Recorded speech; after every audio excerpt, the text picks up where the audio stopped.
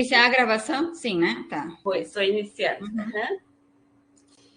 Então, tá. Então, eu vou fechar minha câmera para ficar mais leve o áudio e o áudio, não, sei lá o que tem que ficar mais leve, tudo ficar mais leve e melhorar a apresentação da aula para não dar problema.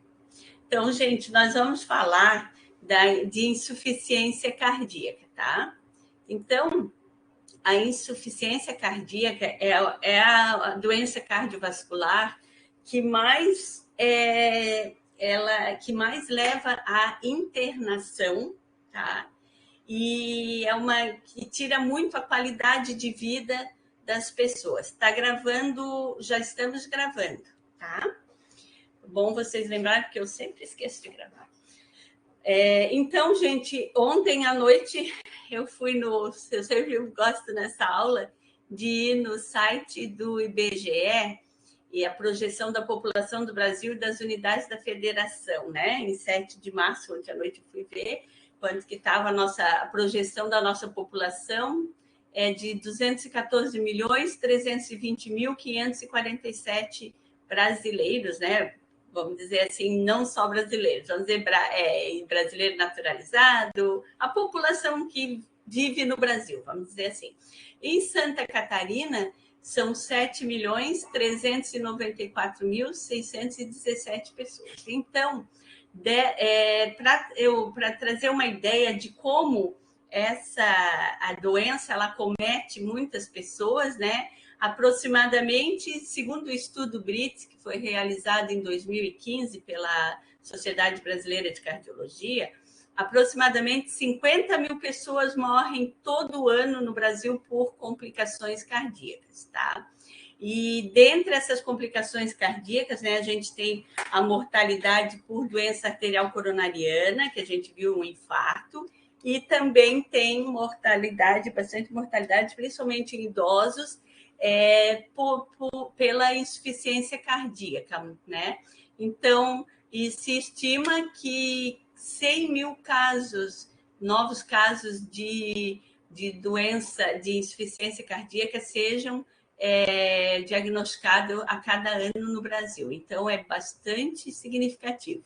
E a gente tem os dados só de 2015, gente, a gente não tem muitos dados atualizados, né? A gente sabe a dificuldade que de dados, de pesquisas assim, de dados aqui no nosso país ainda né? Apesar de já ter melhorado muito. Em 2015 foram internados por insuficiência cardíaca 331.746 pacientes, tá? Então, é uma doença. O que houve com esse negócio aqui que ficou um por cima do outro? Tá feio. Então, é uma doença que tem uma incidência, né, uma prevalência bastante grande. Então, qual é o perfil clínico, então, da insuficiência cardíaca? Então, ele envolve os indivíduos, né, que têm várias etiologias, né? E a doença arterial coronariana é a mais prevalente e tem uma alta frequência de comorbidades associadas. Tá? Então, a doença arterial coronariana e a hipertensão arterial, elas são as maiores causas de insuficiência cardíaca. E esse estudo, o primeiro registro brasileiro de insuficiência cardíaca, que é o estudo BRIT, esses dados mostraram que a má aderência à terapêutica básica, né, ela causa, então, rehospitalizações, elevada taxa de mortalidade intra-hospitalar, e o Brasil, então, é um dos países, né, do mundo ocidental que tem uma mortalidade ainda muito elevada, né? E no Brasil também a gente vê um controle inadequado da hipertensão arterial e do diabetes, né? Então, hipertensão arterial, vocês já tiveram hipertensão, estudaram, que é aquela doença, é o inimigo silencioso, né? Então, às vezes a pessoa não tem nenhum sintoma, na maioria das vezes, porque hipertensão arterial normalmente não dá sintomatologia, e está há anos a pessoa é hipertensa, sem sintomas, e quando vai fazer um exame, o coração já está aumentado, né? Já causou danos em vários órgãos vitais, e especialmente no coração, né? Outra causa no Brasil que ainda é, né, a doença de Chagas, que ela vem, então, a doença de Chagas é uma doença negligenciada ainda no Brasil, a doença reumática também, e elas, então, no Brasil também são causas frequentes de insuficiência cardíaca, tá?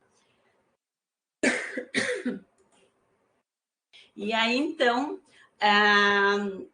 dependendo, né, de quando foi feito o diagnóstico do comprometimento cardíaco, a sobrevida em 5 anos pode ser de apenas 35%. Tá? Então, é bem importante, né, que se faça o diagnóstico, ou melhor, que se faça o controle dos fatores de risco, principalmente, para evitar de chegar, né, na insuficiência cardíaca. Tá? Então, a gente tem as principais etiologias da insuficiência cardíaca, que a primeira é a doença arterial coronária, né, a forma isquêmica de apresentação, a hipertensão em segundo lugar, depois a miocardiopatia dilatada, que é a miocardiopatia idiopática, ou seja, não tem às vezes não tem uma causa, relação com alguma causa. As causas valvares, né, as válvulas, insuficiência valvar, disfunção de válvulas, né, a doença de Chagas e outros fatores, né?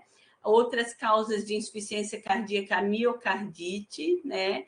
E os quimioterápicos, 0,4%, que os quimioterápicos eles podem levar, né, à insuficiência cardíaca também, tá? Se tiver alguma pergunta, gente, por favor, as professoras vão me passando, tá? Então, a insuficiência cardíaca ela é definida como uma síndrome clínica complexa, na qual o coração é incapaz de bombear sangue de forma a atender às necessidades metabólicas dos tecidos. Ou então, só consegue fazer essa irrigação dos tecidos, né? A oxigenação das células, dos tecidos das células, né? Com elevadas pressões de enchimento, ou seja, com uma hipervolemia, um volume de sangue muito aumentado. Então, ela pode ser causada por alterações estruturais, né? Então, estruturais, a gente vai ver um formato diferente do coração, um remodelamento, né? Então, muda a estrutura do coração, ou então funcionais, né? Às vezes a gente tem uma disfunção de válvula, ou alguma doença, uma hipertrofia, por exemplo, associada, uma hipertrofia do músculo cardíaco, e aí tem sinais e sintomas típicos que eles vão resultar do quê? Do débito cardíaco diminuído ou das elevadas pressões de enchimento no repouso e no esforço, que daí são os sinais congestivos, tá? Vamos falar mais um pouquinho sobre isso. Então, assim, no passado, a insuficiência cardíaca era sempre designada como insuficiência cardíaca congestiva, né? Mas, atualmente, a gente fala insuficiência cardíaca compensada, tá? E insuficiência cardíaca descompensada.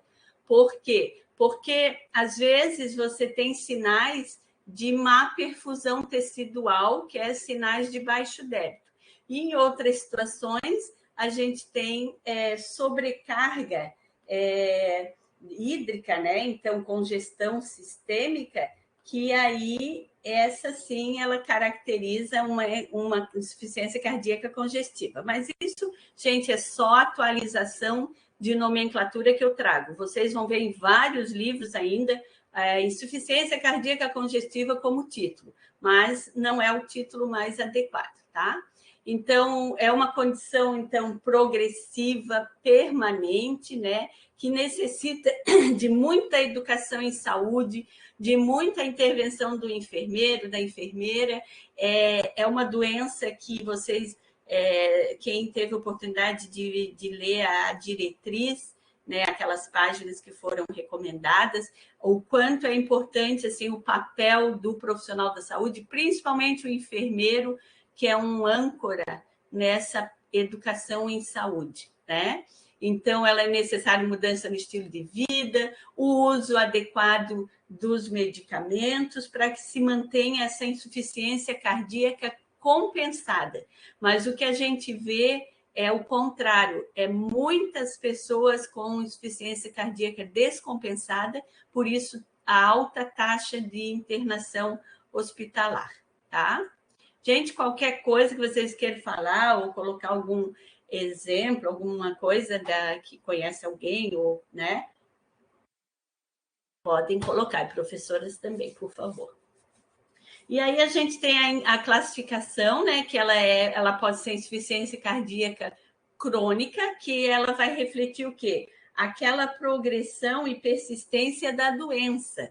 E a insuficiência cardíaca aguda, ela se instala, né, de forma rápida ou gradual, né, mas um gradual, né, vai desenvolvendo um gradual que vai não é tão devagar como, né, ao longo dos anos, ela se manifesta mais rápido, né? Então, essas alterações elas levam a um quadro de baixa perfusão tecidual, ou um quadro de congestão pulmonar, congestão sistêmica, né? E aí, então, tem a necessidade de atendimento urgente, né? De terapia urgente. Então, vocês vão ver na quinta fase que tenha o edema agudo de pulmão, por exemplo, ele pode ser consequente a uma falência do ventrículo esquerdo, né? Então, são situações assim que a pessoa entra numa insuficiência cardíaca, entra em sinais de insuficiência cardíaca aguda, tá? E precisa de atendimento rápido. E quem já tem insuficiência cardíaca crônica, ela pode agudizar, né? Então, essa é a importância da gente fazer esse controle dessa pessoa, ajudar essa pessoa nesse controle, para que ele se mantenha, quem tem a crônica, uma insuficiência cardíaca compensada. E quem tem e evitar, então, que ela agudize ou que ela descompense. Qual é um exemplo de insuficiência cardíaca aguda que precisa de uma intervenção rápida, né? Para que a gente e cura o problema? Ou seria um exemplo uma disfunção, né, uma insuficiência de válvula mitral, aórtica. Então, às vezes as pessoas têm um problema e entram, tem uma insuficiência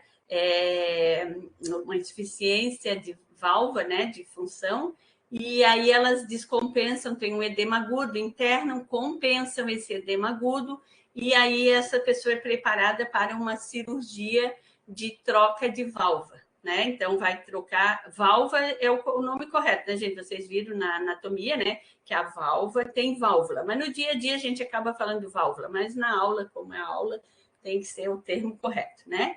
Então, é um exemplo de insuficiência cardíaca aguda que faz a cirurgia e estabiliza o quadro, e essa pessoa não vai ter essa insuficiência, não tem uma insuficiência cardíaca crônica, tá?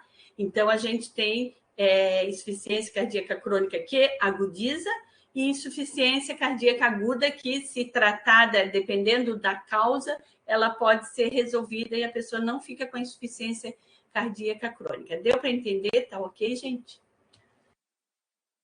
Qualquer coisa, vou tomar uma aguinha, vocês vão falando, tá? As professoras também ali vão vendo para mim. Então, a insuficiência cardíaca aguda, ela então, definida, então, com essa mudança, início rápido nessa mudança clínica, né? Com sinais e sintomas de insuficiência cardíaca, então, levando à necessidade de terapia urgente. Ela pode ser nova ou devido à piora de uma insuficiência cardíaca pré-existente, aquilo que eu já falei, né? Então, a insuficiência cardíaca aguda, ela usualmente ela é caracterizada por congestão pulmonar, tá? Por isso que se fala em insuficiência cardíaca congestiva, né, às vezes. Em outros pacientes, a clínica dominante, a apresentação clínica dominante, ela pode ser por baixo débito cardíaco, tá? Então, nessas situações, é necessário que se tenha uma intervenção mais urgente, né? Uma intervenção urgente.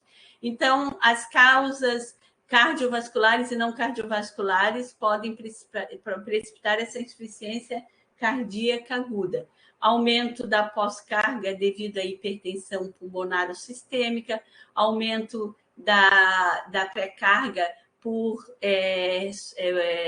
retenção de líquidos, falência circulatória por estados de alto débito, como infecção, quando a pessoa tem, por exemplo, um choque séptico ou então um quadro de sepse, né? Ou a anemia também pode precipitar, e a tireotoxicose, né, que é aquela síndrome clínica decorrente do excesso de hormônios tireoidianos circulantes, né, secundário à hiperfunção da glândula tireoide ou não. Então, existe uma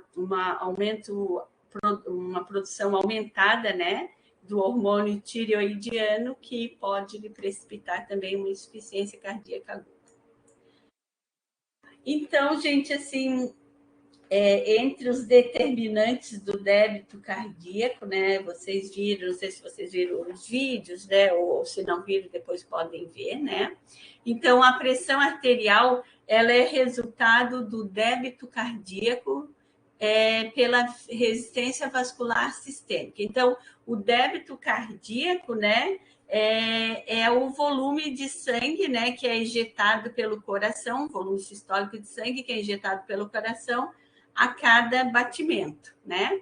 E a resistência vascular sistêmica é aquela resistência que os vasos fazem à passagem de sangue. Então, as artérias, elas têm que ter certa resistência para que esse sangue circule de uma forma adequada, mantendo uma pressão necessária à chegada do sangue até os tecidos, né? E, consequentemente, até as células. Então, se eu tenho um débito cardíaco adequado e uma resistência vascular sistêmica adequada, tudo bem. Agora, se eu tiver um débito cardíaco diminuído e uma resistência vascular sistêmica aumentada, né? Então a gente vai ter uma dificuldade de perfusão dos tecidos, né?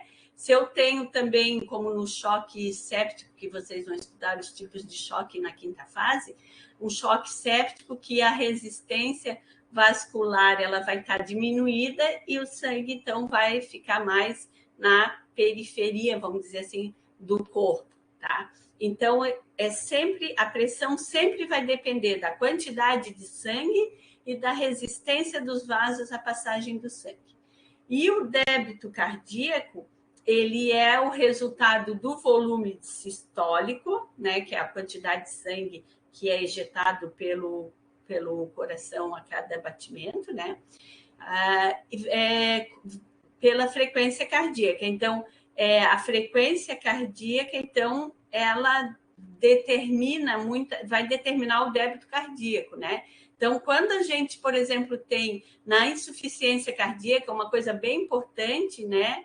Que quem determina o débito cardíaco, quem é mais responsável pelo débito cardíaco é a frequência cardíaca, tá?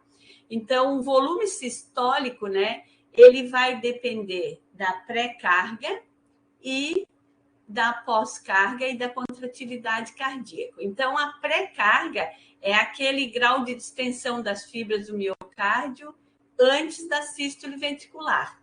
Ela depende, então, do volume diastólico final, né, do volume de sangue circulante, do tônus venoso e da efetividade da contração atrial. Então, a pré-carga, vamos dizer assim, de uma forma bem simples, é aquela quantidade de sangue que chega no coração, uma forma mais simples da gente compreender. Aí a contratilidade cardíaca, né, que é aquela capacidade das células miocárdicas, né, de se contraírem, e a pós-carga, que é o conjunto de forças que se opõem contra essa ejeção ventricular, né? Então, ela é representada pela resistência arteriolar. Então, a pré-carga seria o volume de sangue, de uma forma resumida, né? A pré-carga é o volume de sangue que chega nos átrios. E a pós-carga é a resistência das artérias, que as artérias oferecem à passagem de sangue. Ok, gente? Só para lembrar, vocês tiveram há pouco tempo isso, né? Então, só para lembrar vocês, tá? Tudo bem aqui? Tem alguma pergunta, alguma colocação? Eu não estou vendo o chat por enquanto. Por enquanto não, Dulce, está tudo certo. Me dá uma agonia de fazer aula sem ver ninguém ainda, sem ver nem o chat consigo. Né? A gente agonia, né, meninas? Logo a gente vai estar presencial de novo. Ai, que bom. Meu Deus. Tá. Então, tá. Os mecanismos de compensação. Isso aqui é bem importante, tá? Por quê? Porque logo que começa a se desenvolver a insuficiência cardíaca, tudo no nosso organismo, quando a gente começa a desenvolver alguma alteração, a gente sempre tem mecanismos de compensação. Né? Quando vocês estiverem, eu sempre gosto de trazer um pouquinho da quinta fase, porque eu já trabalhei em UTI, daí eu gosto muito de UTI, adoro. E aí, na quinta fase, vocês têm UTI emergência, vocês vão ver os mecanismos de compensação, por exemplo, para manter o equilíbrio ácido básico, né? Então, cada vez que o organismo tem uma tendência a ficar ácido, sangue, ou tem mecanismo de compensação para tentar manter o pH normal do sangue, né? Cada vez que a gente tem uma alteração, o organismo sempre tenta compensar. E na insuficiência cardíaca não é diferente. Então, quais são os mecanismos de compensação? O primeiro mecanismo de compensação, né, é o sistema nervoso autônomo. Então, com o coração que está com dificuldade de se contrair, né, de ejetar o sangue necessário à oxigenação dos tecidos. O que o sistema nervoso autônomo vai pensar? Não fazer. Ele vai aumentar a produção de noradrenalina para aumentar essa frequência cardíaca, né? Então, o que ele vai fazer? Ele vai aumentar a frequência cardíaca, né? Que é o principal mecanismo para essa manutenção, da tentativa de manutenção de oxigenação dos tecidos. Então, com isso, né, vai ativar, aumentar a contratilidade cardíaca, tá? E aí, então, o que vai acontecer? Como tem mais adrenalina, vai ter mais vasoconstrição para tentar o quê? Chegar mais sangue no coração, né? Só que a gente vê que quando a taquicardia é muito... Depois eu vou falar no próximo slide, que quando a taquicardia é muito intensa, ela acaba não fazendo uma boa contração no coração, né? Então, mas depois, no próximo slide, eu vou falar, então não vou precisar falar agora. O outro mecanismo é a retenção de sódio e água no sistema renina-angiotensina-aldosterona. E o terceiro mecanismo é o remodelamento ventricular, tá? Então, o primeiro mecanismo que vai ser ativado para compensação na insuficiência cardíaca é a ativação do sistema nervoso, né, autônomo, liberando a mais noradrenalina, tá? Então, esse é o primeiro mecanismo, tá? De compensação, certo? Agora, deixa eu passar o próximo slide. Deixa eu passar aqui. Não está indo? Agora vai. Deu. Tá, então aqui, gente, vamos falar um pouquinho da frequência cardíaca. Então, assim, na insuficiência cardíaca, a frequência cardíaca é o principal determinante do débito cardíaco. Então, é ela que vai tentar compensar essa perfusão inadequada dos tecidos. E aí, a gente tem, então, quando essa taquicardia ela é muito acentuada, apesar de querer compensar, ela acaba diminuindo o débito cardíaco. Por quê? Porque uma frequência cardíaca muito elevada, ela acaba encurtando o tempo de enchimento capilar, de ventricular, desculpa, eu falo tanto enchimento capilar, enchimento ventricular, tá? E aí, a taquicardia crônica também, ela vai comprometer esse desempenho do ventrículo e vai degenerar as células do miocárdio. Então, como é essa taquicardia, como é que a gente vai identificar? Aquela pessoa que está em repouso e tem uma frequência cardíaca alta, a frequência cardíaca de 102, 112, né? 108, às vezes até mais, 116, 120, a pessoa está em repouso e está com uma frequência cardíaca muito elevada, tá? Então, quanto mais acentuada a taquicardia, mais ela vai diminuir o débito cardíaco, tá? Porque não dá tempo assim, ó, o sangue está chegando, já está indo, já está saindo, chegando e saindo. Então, 112 batimentos por minuto, mal o sangue chega no coração, ele já sai. Então, encurta, né, o tempo de enchimento do ventrículo. Por isso que acaba sendo danoso ao organismo, apesar de ser um mecanismo de compensação. Então, uma das terapias iniciais é justamente usar os beta-bloqueadores, que são as medicações que reduzem a frequência cardíaca e ajudam a melhorar esse quadro. Tá? Depois, o sistema renina-angiotensina-aldosterona, que vocês estudaram agora há pouco tempo, né? O angiotensinogênio, ele, através da enzima renina, ele se transforma em angiotensina 1, e depois a enzima conversora da angiotensina atua transformando angiotensina 1 em angiotensina 2. E aí, essa angiotensina 2, né?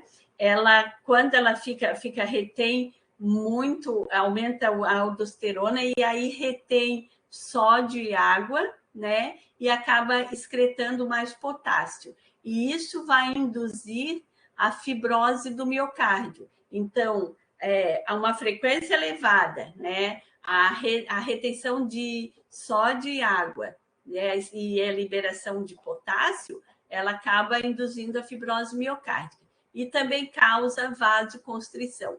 Então, esse quadro de compensação do sistema renina-angiotensina-aldosterona, ele induz a hipertrofia do ventrículo, ao aumento, né, desse ventrículo. E aí, aqui a gente vê que tem a enzima de conversão da angiotensina, tem uma medicação antihipertensiva, que são os inibidores da enzima de conversão da angiotensina, que eles vão atuar justamente nessa fase aqui do processo, né, do sistema, do ciclo do sistema renina-angiotensina-aldosterona. Então, essa medicação, ela vai reduzir a transformação da angiotensina 1 em angiotensina 2, tá? O mecanismo de ação seria nessa fase desse ciclo do sistema renina-angiotensina-aldosterona. Vocês estudaram faz pouco tempo isso aqui, né, gente? Acho que devem estar bem lembrados, né? Aí, outro mecanismo de compensação, eu não estou vendo, mas vocês devem estar respondendo que sim, eu espero. O Genival colocou que sim, a Paula também. Então tá, então sim, né? Aí aqui, gente, outro mecanismo, então, os mecanismos de compensação. Aumento da frequência cardíaca, né? Ativação do sistema nervoso, com a liberação simpática, com a liberação da noradrenalina, a ativação do sistema renina-angiotensina-aldosterona, e tudo isso, e o coração também, ele vai adquirir um novo formato, né? Vamos ver aqui aquilo que eu sempre falo, vamos olhar para a palavra e ver o que ela significa. Re, né? É de novo ou é novo, re, de. modelamento, né? É esse molde do coração, né? Essa estrutura do coração. Então, o remodelamento... Só que me falta hoje começar a bater aqui em cima na minha cabeça. Eu vou até botar o fone de ouvido para ver se melhora. Aquela vazamento e aqueles concertos que tem nesse prédio sempre. Meu Deus. Então, aqui, gente, remodelamento ventricular, o coração vai adquirir um novo formato para tentar compensar essa alteração da função cardíaca, né? Então, aqui a gente tem, assim, ó, fatores mecânicos, neurohormonais e possivelmente genéticos, porque a gente tem a miocardiopatia hipertrófica, que é uma doença genética, né? Às vezes alguém na família tem que fazer um estudo para ver se outros membros da família não têm essa doença. A miocardiopatia hipertrófica, ela é causa de morte súbita em jovens, né? Então, se tiver história familiar, é importante a investigação. Então, esses fatores, eles alteram o tamanho e a forma e a função do ventrículo, tá? E quais são as causas, então? Essa miocardiopatias, né? O exemplo que eu dei da hipertrófica, mas tem também a dilatada, a alcoólica e outras. O infarto agudo do miocárdio, que pode levar à insuficiência cardíaca, e não é incomum. A hipertensão arterial e as valvopatias, né? Que podem levar, se não for tratada ao longo dos anos, pode levar a um modelamento, né? Um remodelamento do ventrículo. Aí, o que acontece? Ele dilata, hipertrofia, né? E aumenta, então, essa fibrose intersticial, ou seja, esse coração ele fica mais endurecido, tem mais dificuldade de contração, certo? Então, quais são as causas? A hiperatividade adrenérgica, né, do sistema nervoso autônomo simpático, e a hiperatividade do sistema renina, angiotensina, aldosterona, que são as duas causas, né, principais, tá? Então, aqui nesse caso, esses neurohormônios seriam, então, que estão implicados nessa fisiopatologia da insuficiência cardíaca, então, são a angiotensina 2, a norepinefrina, a aldosterona, os peptídeos natriuréticos, a vasopressina e endotelina, tá? Então, eles são uma parte, né, esses neurohormônios, eles são uma parte da resposta, então, à agressão inicial do miocárdio, né? E esse remodelamento ventricular, então, ele é essa resposta, né?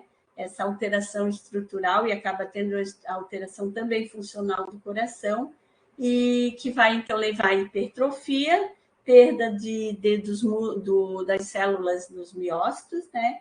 E leva a essa fibrose intersticial. Então, em várias situações ocorre, né? Como eu já falei ali do infarto, das valvopatias, né? Então, essas condições, então, levam a uma sobrecarga, né? E do músculo cardíaco, e daí ele dilata e altera a forma, né? Que às vezes se torna um pouco mais esférica, causando, então, essa hipertrofia, tá? E aí a gente tem... calor que tá aqui, ó. Só dá licença um pouquinho que eu vou ter que ligar aumentar aqui a minha ventilação, que eu já estou com calor, tanto de falar. Tá? Aqui, tá. E a classificação da insuficiência cardíaca. Então, a insuficiência cardíaca, a classificação atual, né, de 2021, ela é insuficiência cardíaca com fração de ejeção reduzida. A fração de ejeção, então, essa quantidade de sangue, né, é a força do coração para poder enviar o sangue para os tecidos, né? Então, através de um exame, o ecocardiograma, dá para medir a fração de ejeção do coração. Então, a fração de ejeção reduzida, ela é menor ou igual a 40. E, geralmente, ela está associada à dilatação do ventrículo esquerdo.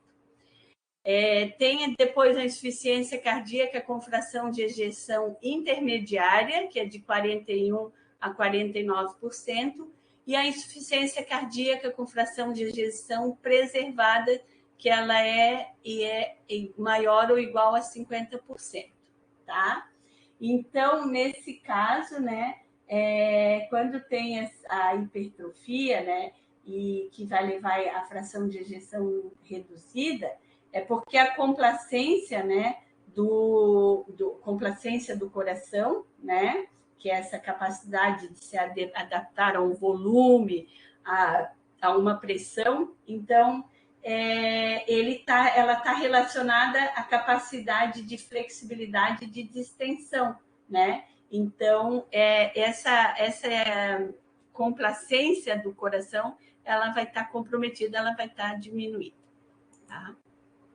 E aí a gente tem nessa figura aqui, né, um músculo cardíaco normal. Aqui na imagem 2 a gente tem uma hipertrofia. E aqui na imagem 3 a gente tem um coração que já está dilatado, tá? Então, nessa imagem 2, a hipertrofia das paredes, né? Ela tem uma hipertrofia das paredes, mas ela tem uma cavidade de tamanho praticamente normal, um pouquinho diferente, né? Um pouquinho menor do que o normal, porque se fosse igual não teria nenhuma alteração, né? E aí, então, ele tem a fração de ejeção, ela pode ainda estar bem preservada. Então, naquela classificação está preservada, né? Então, a gente tem então um quadro de insuficiência cardíaca preservada se a pessoa tem esse coração está aumentado, né?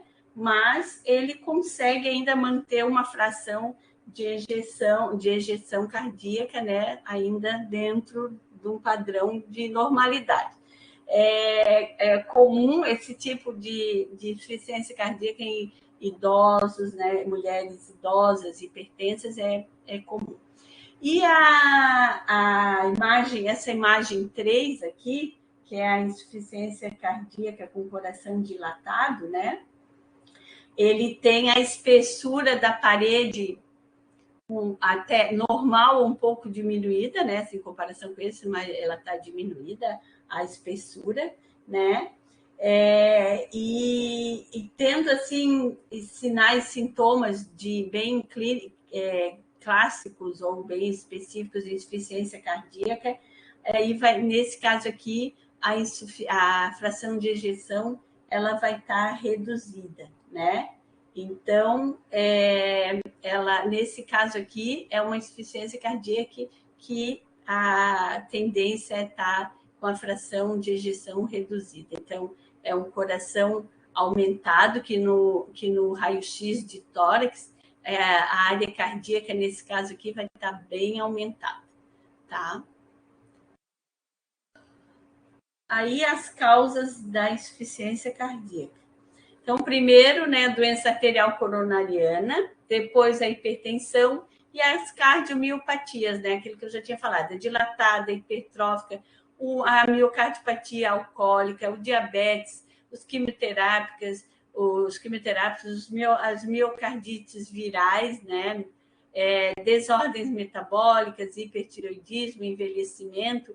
A gente viu agora na COVID, né, como algumas pessoas evoluíram com miocardite, como o COVID, a COVID, né, como o coronavírus, né, ele tem uma predileção também pelo músculo cardíaco, e a gente está vendo várias pessoas que vêm apresentando doenças cardiovasculares em consequência da COVID, né? Então, é mais uma causa de problemas cardíacos que vem, né, que vem para a gente também trabalhar com essas pessoas para poder identificar esses problemas e tratar. Então, é mais uma causa, né, que pode levar à insuficiência cardíaca.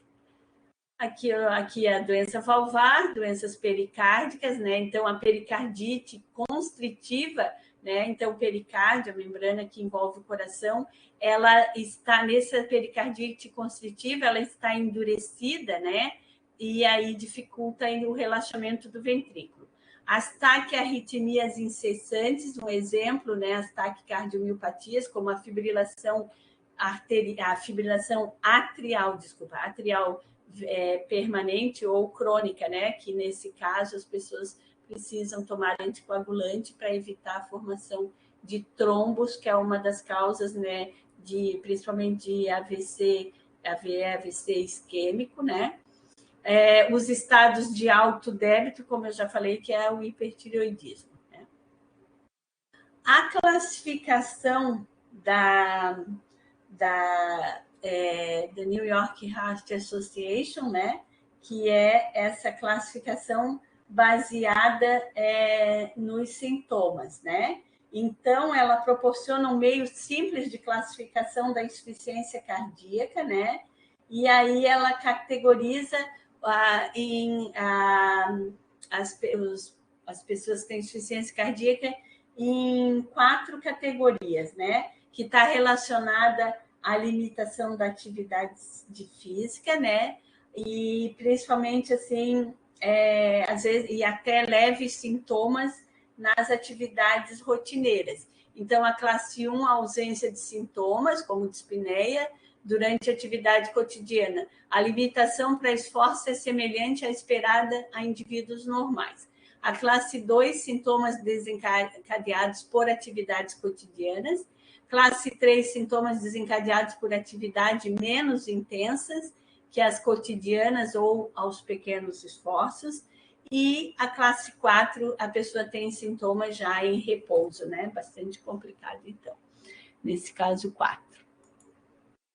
E a classificação, né, da insuficiência cardíaca de acordo, então, com da American Heart Association, né, que é os estágios, né, que é o risco de desenvolver insuficiência cardíaca, mas ainda não tem os sintomas, né, a doença estrutural ou os sintomas, que seria aqui teria que fazer o controle dos fatores de risco. Então, essa pessoa tem muitos fatores de risco, é uma pessoa que às vezes já tem assim uma miocardiopatia associada, mas não desenvolveu ainda a insuficiência cardíaca, então tem que trabalhar muito nesses fatores de risco para evitar o desenvolvimento da doença. Estágio B, doença já tem doença estrutural cardíaca, então já tem alteração na estrutura do coração, mas ainda não tem sintomas. Por exemplo, faz um raio-x, já tem um coração aumentado, a área cardíaca já está aumentada, mas ainda não tem sintomas de insuficiência cardíaca. Aí ali já tem algumas medicações que podem evitar o desenvolvimento dessa doença, né? A progressão da insuficiência cardíaca. O estágio C tem essa doença estrutural presente e já tem sinais prévios ou atuais de insuficiência cardíaca, né? Então, aqui também tem um tratamento específico para evitar, né, a progressão. E no estágio D, que é a insuficiência cardíaca refratária ao tratamento clínico. O que é que significa isso? Trata, mas ela está sempre descompensando, né? Então, já requer uma intervenção especializada. No estágio 4, já tem bastante comprometimento do ventrículo, né? E, às vezes, até, além de todas essas medidas que já estão apresentadas aqui em cima, ainda tem que se considerar, né, transpor o transplante cardíaco e dispositivos de assistência ventricular, que depois eu vou falar um pouquinho mais para frente. Gente, até aqui tudo bem? Tem alguma pergunta, alguma colocação? No chat não tem. Não? Deixa eu ver. A Amanda coloca que está tudo certo, Luísa também. Tá. Então, tá certo. Vamos continuando. Qualquer coisa vocês falem, por favor. E quais são os sintomas que sugerem o diagnóstico, tá? Aqui acho bem importante, gente, que vocês já tiveram, né? Já estudaram isso lá na terceira fase, provavelmente, né? E eu sei que é uma coisa que a gente sempre estuda, mas eu vou falar um pouquinho sobre a diferença, então, dos sinais e sintomas, né? Então, gente, sempre, assim, às vezes a gente vai, vamos ver quais são os sinais e sintomas de tal doença, né? Lembrando, então, né, que o sinal é aquilo que a gente percebe, né? Numa pessoa. Então, são manifestações, aquelas manifestações visíveis, né? Que elas podem ser verificadas por nós, profissionais da saúde. E o sintoma já é algo, então, que só o paciente pode relatar. É claro que a gente tem alguns sintomas que eles também emitem sinais. Por exemplo, uma dor intensa, a pessoa emite sinais, expressões, né, de dor que a gente acaba verificando isso. Mas aí os sintomas são sempre a pessoa que vai falar. Nesse caso aqui nessa minha lista, tem sinais que tem ascite, que na realidade não é um sintoma, é um sinal. Mas mesmo assim eu trago para vocês que aqui tem que estar escrito assim: sintomas e sinais que sugerem o diagnóstico de insuficiência cardíaca, tá? Então, dispneia aos esforços ou em repouso, redução na capacidade ao exercício, a ortopneia, que é aquela dificuldade de ficar deitado em decúbito zero, né, em decúbito reto, né? A dispneia paroxística noturna ou tosse noturna. O que é paroxística? Essa dispneia paroxística, a pessoa está dormindo, de repente ela levanta, acorda com falta de ar, senta na cama e aí ela vai indo e melhora, tá? Então, essa dispneia noturna, ela é resultado de um grau de congestão, né? Congestão sistêmica, que aumenta a chegada de sangue ao coração, um coração que já tem dificuldade de bombear esse sangue e acaba causando um grau de dispneia. Mas a pessoa sentando, o que acontece? Reduz a pré-carga, reduz a chegada de sangue no coração, aí ela se sente melhor, tá? O edema, né, ascite e o edema escrotal. Então, como esses sinais aqui, eles não são específicos da insuficiência cardíaca, esses sinais e sintomas, eles também podem estar em outras doenças. Por exemplo, a ascite, eu posso ter na insuficiência hepática, edema eu posso ter em várias doenças. Então, são sinais sugestivos. Eles precisam de outros exames, né, para poder se dar o diagnóstico, tá? Então, aqui. Aí, aqui, gente, eu trago da diretriz de insuficiência cardíaca, isso aqui está na página 445, tá? Se vocês quiserem aumentar esses slides, que esse aqui está meio pequeno, vocês cliquem ali naquelas 4 setinhas para fora, tá? E nessas 4 setinhas para fora, para vocês verem maior, tá?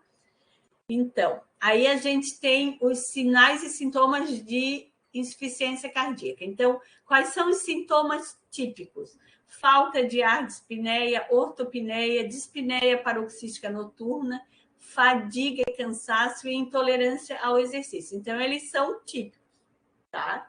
Ou seja, muitas pessoas que têm insuficiência cardíaca apresentam esses sintomas. Os menos típicos, tosse noturna, pode ser outro problema respiratório, ganho de peso, que pode ser ou não, dor abdominal, também é um sintoma menos típico, perda do apetite e do peso, e noctúria, né, levantar várias vezes para urinar à noite, e oligúria, redução do volume urinário.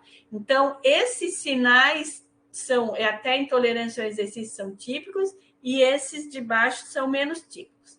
E aí a gente traz os sintomas que são específicos. O que é um sintoma específico?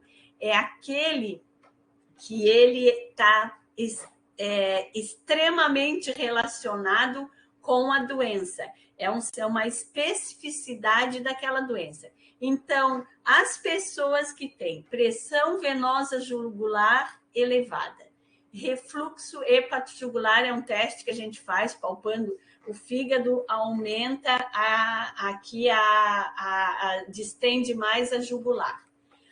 A terceira bulha cardíaca, que é o sinal de sobrecarga ventricular, e o impulso apical desviado para a esquerda. Então, o ictus cordis desviado para a esquerda, que acontece por causa da por causa da dilatação do ventrículo esquerdo, tá? Então, esses 4 sinais aqui, se a pessoa apresenta esses 4 sinais, ela está com insuficiência cardíaca sem sombra de dúvida.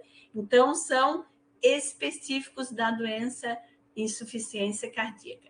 Menos específicos, mas também sugestivos, as crepitações pulmonares, a taquicardia, pode estar em outras doenças, a hepatomegalia e ascite, as extremidades frias e edema periférico. Então, gente, assim, ó, para vocês entenderem um pouquinho de sinais e sintomas, que eu acho que é muito importante, inclusive, o enfermeiro que faz a classificação de risco numa emergência, vocês que agora vão fazer o processo de enfermagem de vocês semana que vem lá no hospital, né? O quanto que isso pode ajudar. Então, voltem na diretriz, leiam essas páginas e vejam, assim, a especificidade, né, dos sinais e sintomas, né, dessa doença.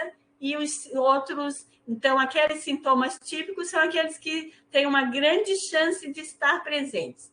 Os específicos, se eles estiverem presentes, eles já dão o diagnóstico. Os menos típicos, eles são sintomas assim que podem estar em várias doenças e também na insuficiência cardíaca. E os menos específicos, a mesma coisa. Eles podem estar na insuficiência cardíaca, mas eles também estão em outras doenças. Então, os típicos e os mais específicos são os que mais vão ajudar no diagnóstico. Tá? Dulce. Oi. Genival tem uma pergunta aqui. Certo. Ela fala, é muito comum crianças com insuficiências cardíacas, porque se fala tanto de pessoas adultas com vícios ou sedentarismo, etc. Se sim, quais seriam os maiores motivos? E como seriam os diagnósticos para essas crianças? Ô, Genival, assim, ó, criança com insuficiência cardíaca, quando ela tem alguma doença, né, que congênita, com alguma comprometimento cardíaco, né, alguma má formação, a criança pode já nascer com alguma má formação congênita, e aí ela pode desenvolver, tá? Diferente disso, é mais difícil, a não ser, assim, algum problema, às vezes, porque, assim, ó, algumas situações, vamos pensar por exemplo, um incêndio, por exemplo, uma intoxicação importante pode levar a um edema agudo. Aí, então, são situações agudas que podem levar, tá? Mas a principal causa seria as doenças, as malformações congênitas, que daí vocês vão estudar na 6ª fase, quando vocês tiverem a pediatria, tá? Então, é o que eu posso te dizer nesse momento, certo? Não sei se respondi. Deu, Helena, que ele falou. Sim, ele agradeceu a resposta. Tá. Então, a princípio, mais relacionado à alteração de má formação. Tá? A insuficiência crônica descompensada é quadro que vocês vão ver muito nas unidades de internação de clínica médica, é bem esse aqui, a insuficiência crônica descompensada, tá? Então, ela pode, né, descompensar e daí ela vai ter uma exacerbação aguda de um quadro crônico, que é a insuficiência cardíaca agudizada. E aí, o que leva a isso? A má adesão ao tratamento, as infecções, sobrecarga de volume. Aí vocês veem que a gente tem aquele diagnóstico de enfermagem de volume de líquidos aumentado, né? Relacionado sei lá, uma ingestão aumentada de sódio ou de água e evidenciado por ascite, aumento de peso, edema de membros, de membros inferiores, vamos dizer, estertores pulmonares. Então, assim, ó, isso aí a gente pode ter nesse quadro, ou então a gente pode ter baixo débito cardíaco, que daí o tempo de enchimento capilar fica lentificado, fica aumentado, pode ter a pressão tá mais baixa, né? Então, até é importante a gente colocar que a insuficiência cardíaca com pressão baixa, ela é pior do que uma pressão um pouquinho mais alta, tá? Por quê? Porque a hipotensão, né, ela vai ter uma perfusão ainda menor, e na hipertensão ainda consegue manter um pouco mais de perfusão. Então, na insuficiência cardíaca, né, tem alguns sinais, né, que dão um prognóstico ruim da doença, né? Então, uma hipotensão é um sinal, é um prognóstico ruim, né? Às vezes a pessoa tem sempre a terceira bulha e outras. Então, existem alguns sinais que nos dizem que aquela pessoa tem um prognóstico, né, ruim. O que é o prognóstico, né?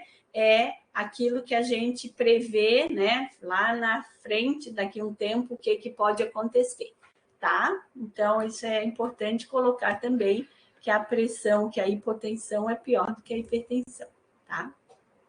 E aí, quais são os sinais clínicos da manifestações clínicas, né? Vejam bem que tem diferença, isso é bem importante. Sinais de baixo débito cardíaco estão relacionados à má perfusão sistêmica. Quais são? Extremidades frias, pulso fino, filiforme, né? E taquicárdico, redução da pressão arterial, tempo de enchimento capilar aumentado, baixo débito urinário, palidez, cianose, estado mental alterado e fadiga. O que está acontecendo aqui? A quantidade de sangue ejetada pelo coração está diminuída, tá? Então, vai ter uma má perfusão sistêmica. Aqui, prestem bem atenção, sinais congestivos pelo excesso de acúmulo de líquidos, tá? Aqui, o que a gente tem? Aqui a gente tem um aumento da resistência vascular sistêmica, né? E acaba, então, tendo, e se tem o débito cardíaco está ainda mantido, né? A gente vai ter sinais de congestão, né, pelo acúmulo de fluidos. Ou seja, a congestão, gente, ela sempre será retrógrada ao lado afetado, tá? Então, o que é retrógrada, né? Ela sempre vai voltar para trás. Então, se a insuficiência cardíaca for no ventrículo direito, a congestão retrógrada é a sistêmica. Então, essa pessoa vai ter edema de membros inferiores, turgência de jugular, reflexo hepatojugular presente, hepatomegalia congestiva e saciedade precoce. Aquela pessoa que diz que parece estar estufada, que está sempre cheia, né? Não comeu muito, parece estar sempre cheia. É bem o que os pacientes falam, tá, gente? Ou se a insuficiência cardíaca for de ventrículo, se for insuficiência de ventrículo esquerdo, ocorrerá congestão pulmonar. Então, retrógrada vai voltar para o pulmão. E aí o paciente vai poder apresentar, então, dispneia aos esforços, dispneia paroxística noturna, ortopneia, tosse seca e pode levar um quadro de edema agudo de pulmão. Então, vocês vejam que é bem importante vocês estarem relacionando os dois diagnósticos de enfermagem que a gente tem. Débito cardíaco diminuído, que leva a má perfusão sistêmica. Lá no livro, vocês vão ver que tem muitos sinais e sintomas, mas esses aqui são os principais que caracterizam bem uma má perfusão sistêmica, tá? E esses sinais congestivos levam ao diagnóstico de volume de líquidos aumentado, que está relacionado aos sinais de congestão, pode ser congestão pulmonar ou sistêmica. Ok, gente? Tá claro? E aqui, então, quais são esses sistemas congestivos pelo excesso de acúmulo de fluidos, pelo volume de líquidos excessivo? Estertores pulmonares, sibilos, estase da veia jugular engurgitada, turgência venosa, quando o paciente está com a cabeceira a 45 graus, aquela jugular ainda está aumentada, tá? A hepatomegalia, né? Então, tem aumento do fígado, né? Ascite, né? O líquido no peritônio. E edema de membros inferiores, edema sacral, a pessoa fica deitada e a gente vê que tem esse edema, né?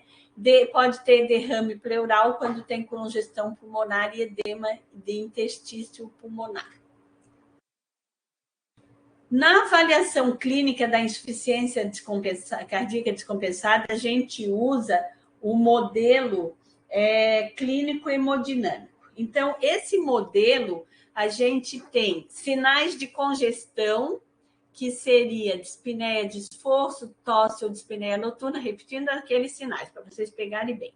Ortopneia, estase jugular, hepatomegalia dolorosa ou não, ascite, edema de membros inferiores e terceira bulha, que é o ritmo de galope, que a gente chama, tá? E os sinais de baixa perfusão, né? Enchimento capilar lentificado, extremidades frias, pode levar a síncope, palidez cutânea, oligúria, né, diminuição do volume urinário, torpor, que é aquela sonolência assim, quase comatosa, assim, a pessoa fica num sinal que tu chama, ela abre o olho, fecha o olho, aquela coisa assim bem... E obnubilação, que é alterações no nível de consciência. Então, vamos fazer aqui, ó. Se a perfusão, né? No caso, tem os modelos A, B, C e L, tá? Então, o modelo A, tá? Ele é quente e seco. O que significa? Quente tem uma boa perfusão. Seco, eu não tenho congestão pulmonar nem sistêmica. No modelo B, a gente vai ter o quê? Uma situação de quente e congesto, ou seja, ele está positivo, com uma boa perfusão, mas aqui ele está positivo para congestão pulmonar, Então, ele vai ter uma boa perfusão, mas já tem sinais de congestão pulmonar. O L é o frio e seco, ou seja, a perfusão vai estar diminuída, mas ele não tem sinais de congestão nem pulmonar, nem sistêmica. E o pior, que é o seco, tá? Que é Então, aqui, nesse caso aqui, no seco e frio e congesto, desculpa, no C, que é o frio e congesto, ele vai estar com má perfusão periférica e vai estar má perfusão, que indica sinais de baixo débito, e vai estar com congestão, pode estar pulmonar, sistêmica ou as duas, tá? Então, gente, esse perfil, né? Aqui, se ele é quente ou frio, né? Quente ou frio, tá? ele indica boa ou má perfusão, tá? Se o tempo de enchimento capilar está até 2 segundos, ou se está aumentado, e mais outros sinais de palidez, etc. E a congestão pulmonar, ele pode estar seco ou úmido, né? Então, ele pode estar seco, sem congestão pulmonar ou sistêmica, ou úmido com congestão pulmonar e também venosa sistêmica, né? E aí a gente vai ter aqueles sinais, estase jugular, hepatomegalia, ascite, todos esses que estão aqui. Tem alguma pergunta aqui ou deu para entender esse modelo clínico hemodinâmico? Vocês vejam que dá para ir fazendo o raciocínio clínico, né, gente? Inclusive com diagnósticos de enfermagem. Então, é isso que a gente quer, que vocês vão entendendo e já vão, né, fazendo essa relação. Ah, nenhuma pergunta aí, Helena? Não. A Luísa está escrevendo. Não. Tá. Tudo certo. Tá bom, então. E aí a gente tem aqui uma figura da insuficiência cardíaca direita. Então, vocês aumentem aí na tela de vocês essa imagem, tá, gente? Para vocês verem melhor. Então, aqui a gente tem uma pessoa que está sentada, porque as pessoas têm insuficiência cardíaca, principalmente quando elas estão, à noite, elas levantam com dispneia paroxística noturna, elas têm que sentar. Por que elas têm que sentar? Para a gente reduzir a pré-carga, a quantidade de sangue que está chegando aqui no átrio. Então, sentando, esse sangue ele fica mais represado na periferia do organismo, né? Então, a gente tem, pode ter sinais de cianose. A cianose ela vai aparecer se a pessoa tiver com uma saturação de oxigênio abaixo de 88, por aí, ou até menos, tá? Depende muito da pessoa. Veia jugular engurgitada, tá? Hepatomegalia, o fígado está aumentado, tá? Ascite, a presença de líquido no peritônio. Edema de declive, né? Que a pessoa está sentada e fica um edema, então senta, vai tudo para a periferia. E a pressão venosa, nesse caso, vai estar elevada. Por exemplo, se a gente instalar numa UTI uma pressão venosa central nesse paciente, a Mi também já trabalhou em UTI, né? Ela vai estar aumentada, essa pressão venosa central. E aí a gente vê aqui um raio-x com uma área cardíaca imensa, tá? A área cardíaca está bem aumentada, alguns sinais de congestão pulmonar, né? Também tem, mas principalmente, então, a gente vê como esse coração está aumentado. Tem uma hipertrofia, tem um aumento do coração. E aí, aqui, gente, então, bem importante, olha quanto tem de edema, e esse aqui, então, aqui é que eu falo, ele é retrógrado, ou seja, do átrio, dos átrios, né, principalmente do átrio direito, ele vai refluir, e aí tudo aquilo, toda essa parte, a jugular, o fígado, né, a presença de ascite, os edemas importantes, tudo isso vai estar presente numa insuficiência cardíaca descompensada, principalmente do lado direito do corpo. Deu para entender? Ok? Insuficiência cardíaca esquerda. Nesse caso aqui, a gente vai ter um comprometimento do ventrículo esquerdo, maior do ventrículo esquerdo. Então, aqui nesse raio-x, vocês vão ver que está aumentado, tem área de infiltração pulmonar também bem importante. Esse aqui é uma imagem de uma pessoa com uma insuficiência cardíaca esquerda até em edema agudo de pulmão, tá? Vocês vão ver isso, né, lá na quinta fase. Então, a gente tem o quê? Essa pessoa, nesse caso aqui, ela cursa com baixo débito cardíaco. Então, é aquele paciente que chega para nós em sudorese intensa, falta de ar, dispneia intensa. Tu tem que manter essa pessoa assim, a pressão pode estar baixa ou alta, depende, tá? Pode se apresentar das duas formas, e intensa falta de ar. Então, é um paciente que precisa fazer morfina para ficar mais tranquilo, precisa de medicações para promoverem assim os diuréticos, né, para promoverem essa diurese. É um paciente que precisa de um tratamento, de uma intervenção. Antigamente, a gente fazia torniquete, a gente diminuía o retorno venoso, colocando... não tem aquelas borrachas que tem grossinha, assim, que tem lá no hospital, amarelinha? A gente colocava o látex, né? A gente fazia o torniquete para reduzir o retorno venoso. Hoje a gente tem medicações potentes que fazem essa redução mais rápida, né? Que não precisa de torniquete mais, tá? Alguma pergunta por aqui, gente? Tá tudo ok? Eu vou tomar uma aguinha de novo. Tudo certo? Tudo certo. Tá. Aí, vamos para o próximo slide. Então, aí, gente, só lembrando aqui, né, nesses dois slides aqui, né, que daí, então, essa apresentação aqui, ela é de congestão sistêmica, tá?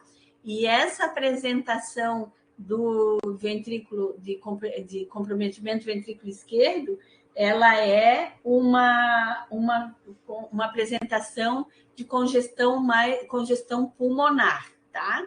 Então, tem, só para dar um exemplo para vocês. Aí, dos exames laboratoriais, né, que são importantes no diagnóstico, né, a hemograma para verificar se a pessoa está com anemia, né, porque daí diminui a irrigação de sangue do músculo cardíaco, piora ainda mais a insuficiência cardíaca. Creatinina e eletrólitos para verificar a função renal, porque esse paciente vai precisar de fazer diurético, que o diurético sempre é uma medicação de escolha, né, nesses casos. Pode fazer hiponatremia, que é a diminuição do potássio no sangue, pode levar a arritmias ventriculares graves, né, por diminuição do potássio e magnésio. Testes de função hepática, né, porque ele vai ter que fazer algumas... às vezes tem uma arritmia associada, precisa de anticoagulação. Glicemia de jejum para ver se tem diabetes associada. Testes de função tireoidiana. Então, são exames que são necessários, tá? E tem um exame que ele é o peptídeo natriurético, ou o ProBNP, que é o BNP plasmático, né? Que esse exame, então, ele é importante ser realizado, principalmente assim, nos serviços de emergência, para estabelecer um diagnóstico mais rápido, né? Então, quando tem um aumento do volume de sangue e da pressão nas câmaras cardíacas, né, as células do coração produzem e liberam maiores quantidades de peptídeo natriurético. Então, ele vai ajudar esse exame a diferenciar a insuficiência cardíaca de outras doenças pulmonares, como a DPOC. Então, nas emergências, na dúvida, ele é um exame importante para poder diagnosticar mais rápido essa insuficiência cardíaca, tá? Então, o valor de referência é inferior a 100 picogramas, né? Se tiver aumentado, então, é porque a gente tem esse aumento na produção desse peptídeo nos casos, então, de insuficiência cardíaca. Tá? Tratamento da insuficiência cardíaca crônica. Então, quais são os objetivos? Melhorar os sintomas e a qualidade de vida da pessoa, melhorar a capacidade funcional. Antigamente, a pessoa que tem insuficiência cardíaca, antigamente eu falo na época que eu era estudante, tá? Ela não fazia exercício, ela ficava em casa, descansando mal, caminhava, fazia muito repouso, né? E já hoje a gente sabe que alguma quantidade de atividade física, principalmente essas atividades isométricas, assim, que aumente a musculatura, que fortaleça a musculatura, não vai aumentar muito, porque tá, né? Mas fortaleça a musculatura, ela vai contribuir para equilíbrio dessa compensação, dessa insuficiência, melhorar a qualidade de vida da pessoa.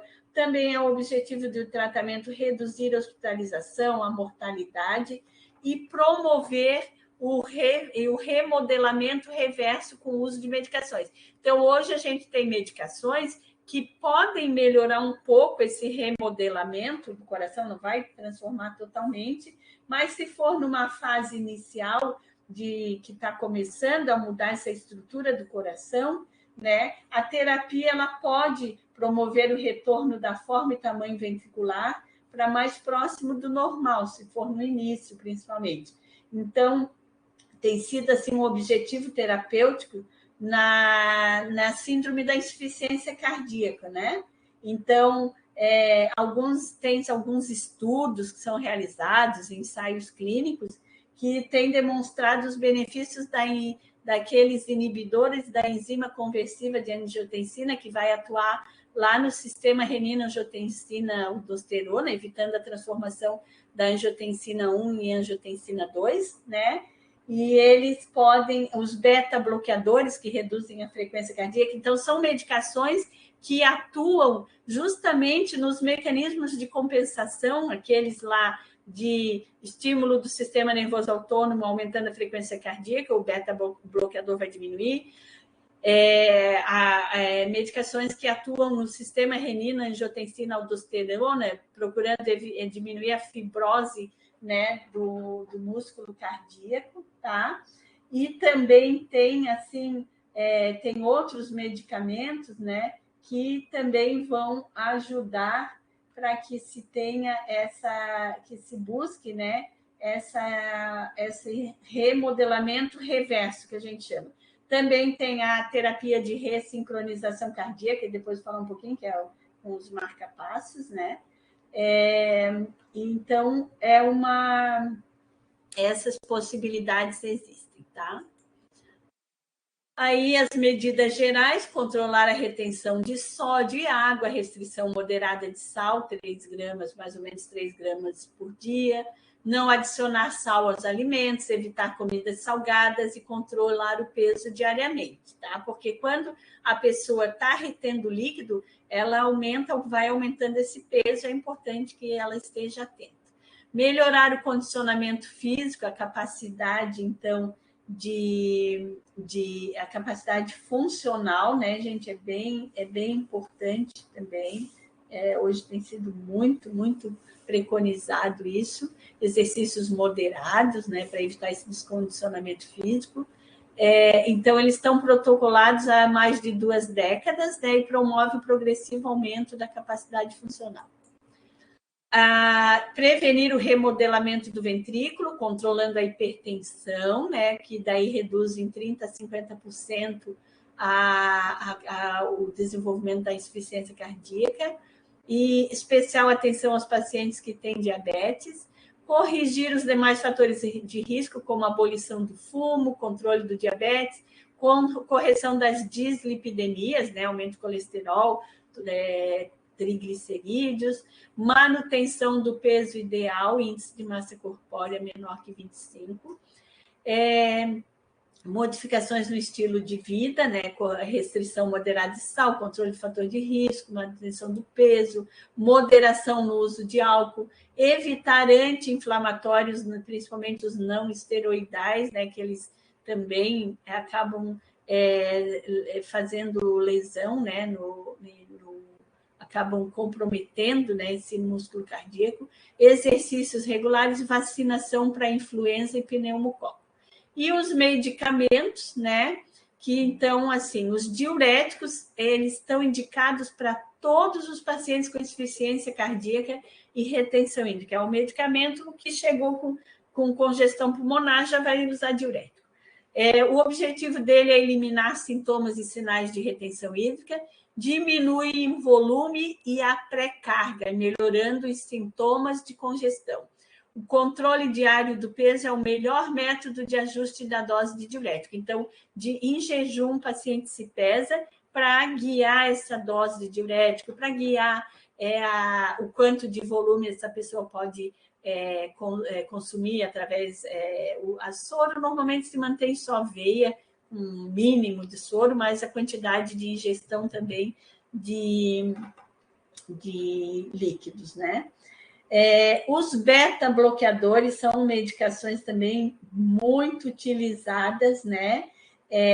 Eles são antagonistas da atividade simpática, né? Então, eles vão melhorar clinicamente o paciente, melhorar a função ventricular, com aumento de sobrevida dos pacientes. Então, qual é o mecanismo de ação? Quando é um antagonismo, né? Ele vai agir, né, contra essa atividade simpática, vai tentar reduzir a atividade simpática. Vai tentar, não, ele acaba reduzindo. Então, nós vamos ter o quê? O que nós vamos ter? Essa eu queria que vocês respondessem. O que vai... O beta-bloqueador, o que é que ele faz no organismo? Qual é a ação dele? Se ele diminui a atividade simpática aumenta a noradrenalina, aumenta a frequência cardíaca. O que o beta-bloqueador faz? Alguém respondeu aí? Bem fácil essa pergunta. Não, tá. Já é a minha prova oral aqui com vocês. Já. Dali. Surpresa! Pensaram que tinha sido cancelada. O Rafael respondeu. Ele é antagonista da noradrenalina e da adrenalina. Tá, exato. E aí, o que ele faz? Qual é a ação, Rafael? Bloqueia receptores beta. O Genival e aí, o que eu reduzo? O que ele vai fazer? Eu estou respondendo, não posso. Ele colocou ali que reduz a frequência cardíaca e reduz a pressão. Muito bem, reduz a frequência cardíaca, exatamente. Então, é isso. Os beta-bloqueadores reduzem a frequência cardíaca. Eles também pode ser usado em algumas arritmias para diminuir a frequência, né? Acaba equilibrando, né? Diminuindo essas arritmia, se for ataque arritmia, se ela for por aumento da frequência. Os digitálicos, gente, esses digitálicos, eles são umas drogas que eles melhoram, assim, a qualidade de vida da pessoa, tá? Então, quando tem disfunção sistólica, antigamente eles eram muito utilizados, hoje são menos, são em algumas situações, tá? E aí, quando tem uma disfunção sistólica importante, associada com a frequência ventricular elevada, por exemplo, na fibrilação atrial, ele melhora os sintomas, então ele melhora a qualidade de vida da pessoa. Mas ele tem um grande problema, eles são altamente tóxicos, tá? Então, tem pessoas... O que a gente orienta quando um paciente toma digitálico, digoxina, essas medicações assim, no nome comercial? Que a gente orienta assim, por exemplo, meio comprimido por dia, ou 1 comprimido por dia. Se a pessoa esquecer de tomar, não sei se eu tomei ou se eu não tomei, a gente orienta que naquele dia ela não tome. Por quê? Porque não tomar um dia não vai fazer muita diferença, mas se ela tomar 2 ou se ela dobrar a dose, pode ir levar à intoxicação digitálica, tá? Então, a intoxicação digitálica, o paciente pode apresentar arritmia ventricular, como extrasístoles ventriculares, hipotensão, aquela visão amarelada, xeroftalmia, não. Acho que a pessoa enxerga tudo amarelado, pode acontecer, tá? Pele fria e pegajosa, tá? Alteração no nível de consciência, então é bem importante sempre essa orientação, tá? De que ele não, que se na dúvida não tome. Tá? Tratamento, então, com a ressincronização cardíaca, então, seria 30% dos pacientes com insuficiência cardíaca grave têm retardo na ativação do ventrículo, que é o bloqueio de ramo esquerdo, que vocês vão estudar arritmia na 5ª fase. Ele tem um QRS alargado, então, a sincronia na contração ventricular, né? Ela estará diminuída nesses casos, tá? Uma dissincronia ventricular. Então, pacientes que têm uma fração de ejeção reduzida, por exemplo, 35%, abaixo de 35%, eles têm essa indicação desse marca-passo, tá? Então, o que é feito? É colocado, né, um marca-passo que vai ativar, então, o átrio direito, o ventrículo direito, tá? E o ventrículo esquerdo. Com isso, ele vai melhorar essa função do coração. Então, ele pode estar indicado nesses casos de pessoas que têm a fração de ejeção baixa. Vocês já ouviram falar em CDI, cardiodesfibrilador implantável, que são pessoas que têm maior risco de morte súbita, né? Por exemplo, taquicardia ventricular sustentada, presença de disfunção ventricular com frequência, com fração de ejeção igual ou menor que 35. Então, pessoas que já tiveram, teve uma parada e foi recuperado, são pessoas que têm alto risco de desenvolver arritmias, né? Então, esse cardiodesfibrilador, ele é colocado, né? É um marca-passo também, tá? E ele, então, o que ele faz? Ele vai sincronizar os dois ventrículos, né? E esse marca-passo. E aí, se a pessoa apresenta uma arritmia, esse cardioversor desfibrilador, ele é automático, né? E ele vai detectar a arritmia grave e ele dá, então, esse choque para que a pessoa não leve a pessoa a ter ou uma fibrilação ventricular, ou se tiver uma fibrilação ventricular, possa reverter. Tá? São casos pouco utilizados, mas existe isso. Tá? E aí, aqui, o esquema terapêutico, né? A gente já falou dos inibidor da enzima conversora de angiotensina, beta-bloqueadores digitálicos, diuréticos, espironolactona, nitrato de hidralazina. E aqui, né, que até o Genival falou na aula de doença arterial coronariana, tem pacientes na classe 4, que são pacientes que têm uma insuficiência cardíaca grave, né? Que essas pessoas elas entram na fila do transplante cardíaco, tá? Então, o transplante cardíaco vocês vão ter na quinta fase também aulas de transplante, então não faz parte do nosso conteúdo, mas são pessoas que entram na fila do transplante cardíaco. Os diagnósticos de enfermagem mais frequentes, né, nesse caso, né, seria o padrão respiratório ineficaz, troca de gases prejudicada, débito cardíaco diminuído, risco para perfusão gastrointestinal ineficaz, se tem a CIT, né? Risco para perfusão renal ineficaz, risco para perfusão tissular cardíaca ineficaz, risco de desequilíbrio do volume de líquidos excessivo, risco de intolerância à atividade e fadiga. Gente, tem o risco e tem o diagnóstico já, o problema já instalado, né? Então, a gente sempre tem que ver se é um ou se é outro, tá? Mas aqui são diagnósticos possíveis, por isso que eu coloquei os dois.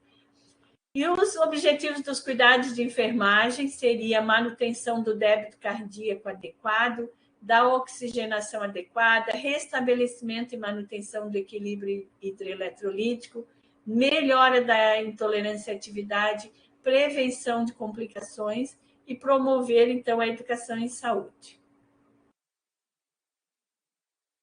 Aí, ajudar o paciente e família a compreender as informações relacionadas ao processo de saúde e doença, e fornecer informações que promovam a saúde, identificar as necessidades de cuidado do paciente, família e fazer as intervenções necessárias, estabelecer uma relação de apoio com o paciente e família. Isso aí, gente, como a gente vai discutir nos pequenos grupos, né?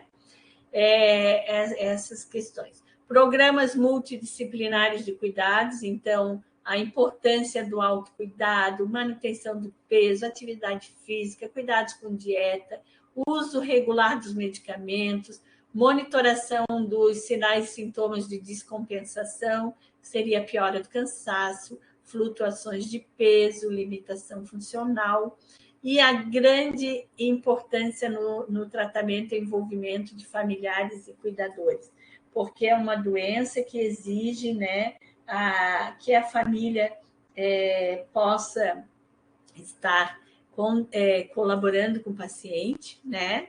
Porque a gente busca, então, estabelecer uma relação de apoio com essa família, né? Para poder... É um paciente que precisa de muito apoio, de ter consultas de enfermagem na atenção primária, né? É bem importante. A reabilitação cardiovascular, né? O treinamento físico regular é seguro, aumenta a tolerância aos exercícios, melhora a qualidade de vida e reduz as hospitalizações por insuficiência cardíaca. Tá? Atuação multiprofissional ou interdisciplinar. Então, gente, aqui a gente vê, né, como é importante, né, a equipe multidisciplinar, que é pela Sociedade Brasileira de Cardiologia, é o padrão ouro para acompanhamento de pacientes com insuficiência cardíaca e múltiplas comorbidades, né?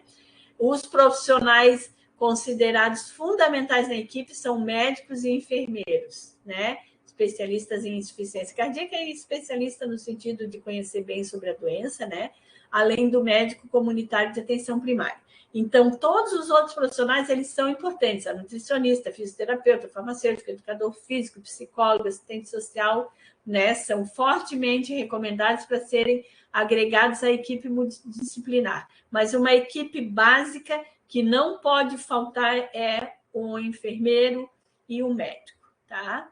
E aí os outros profissionais, com certeza, são super importantes e devem participar, mas os especiais são médico e enfermeiro.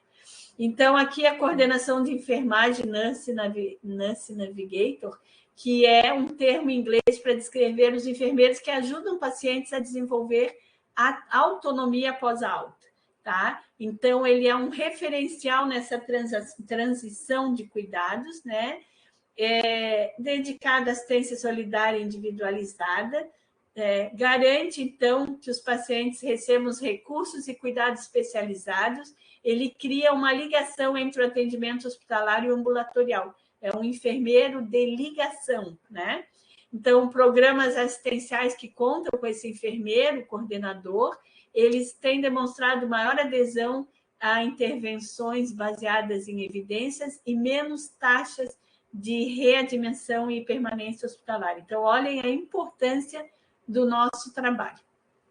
Aí a gente tem, né, aqui na diretriz, né, as principais competências do enfermeiro coordenador relacionado à educação, ao vínculo, ao apoio e à monitorização e divulgação, né, desses resultados que a gente tem, que pode chegar, né, mantendo essa insuficiência cardíaca compensada, evitando a rehospitalização, a reinternação e, principalmente, melhorando a qualidade de vida das pessoas. Então, gente, vocês podem ir na diretriz, né, e dar uma olhadinha nisso aqui, se vocês quiserem complementar, tá?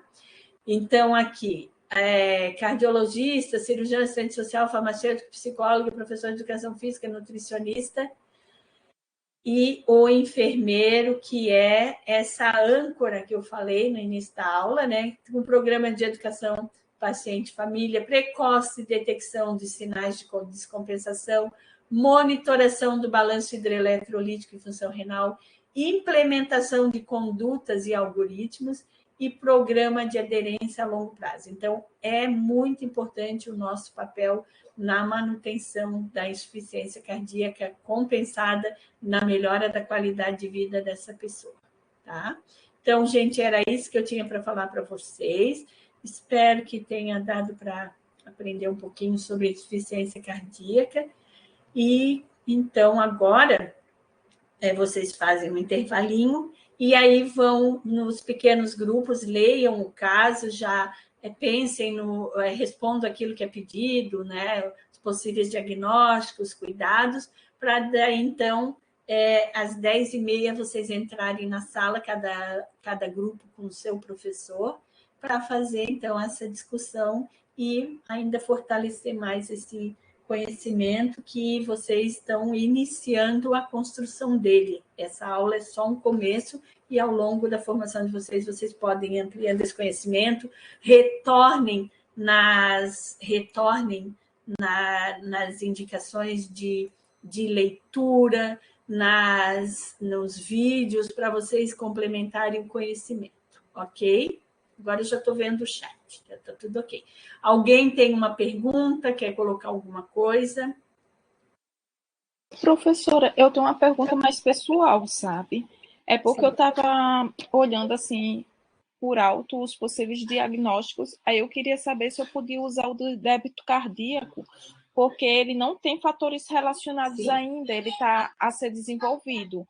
Aí, nesse caso, eu faria o diagnóstico só colocando o título do diagnóstico e as características evidenciadas, né? Aí eu coloco o título do diagnóstico, débito cardíaco, evidenciado por... Aí eu coloco lá as características definidoras. Seria basicamente isso, né? Débito cardíaco diminuído, evidenciado. Exatamente, Luísa, essa é a orientação da Nanda, porque tem aqueles níveis de evidência para ter os fatores relacionados, e como não tem ainda, se eles não quisessem que fosse utilizado, eles teriam retirado do livro. Então, a orientação é utilizar somente com a característica definidora, né? Com as evidências de característica definidora. Perfeita, tá corretíssimo, é isso mesmo, tá? E então pode ser usado dessa forma, porque é o que a gente tem, ninguém pode inventar fator relacionado, tá? Ok? Perfeito. Mais alguma questão?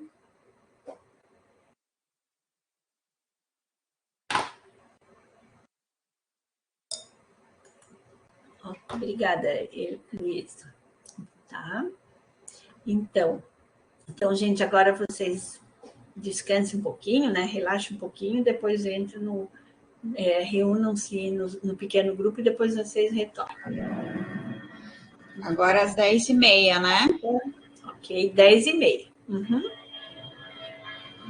Ok. Que bom, então.